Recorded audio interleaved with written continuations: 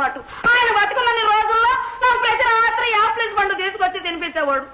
అవి తినే తినే బాబు నీ యాప్లెస్ పండులాగా అన్నాను.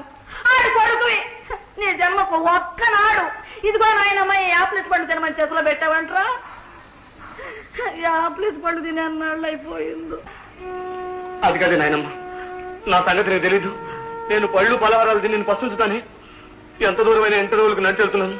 నా పక్కనాలు కాఫీలు కూల్ డ్రింకులు తాగుతుంటే నేను పక్కకెళ్ళి పంపు దగ్గర మంచినీళ్ళు తాగుతున్నాను. ఎందుకో తెలుసా, నేను తాతయ్య డబ్బు తిని బతుకుతున్నాను. పావులా మిగులుతామని. పాపించదారా ఏదేదో మాట్లాడి నిన్ను బాధ పెట్టేదయ్యా. నా బంగారం కదూ, నా బాబు కదూ. రే ఈ ఎండలో అట్ట నడిచి తిరగబాకయ్యా. నీకు ఆకలేసయ్యా పండు పొలమో కొనుక్కు తిను. ఇగో ఈ 10 రూపాయలు తీసు. వద్దులే, అది కూడా నీ ముగ్గురు సొమ్మేగా. ఈ తాతయ్య కాదేంటి? ఇదిగో ఇట్లా చెప్పి మా తినకపోయామంటే మా ముసలాయన తుప్పాలు తీసుకుని నేను పేరెంట్ మారేస్తా.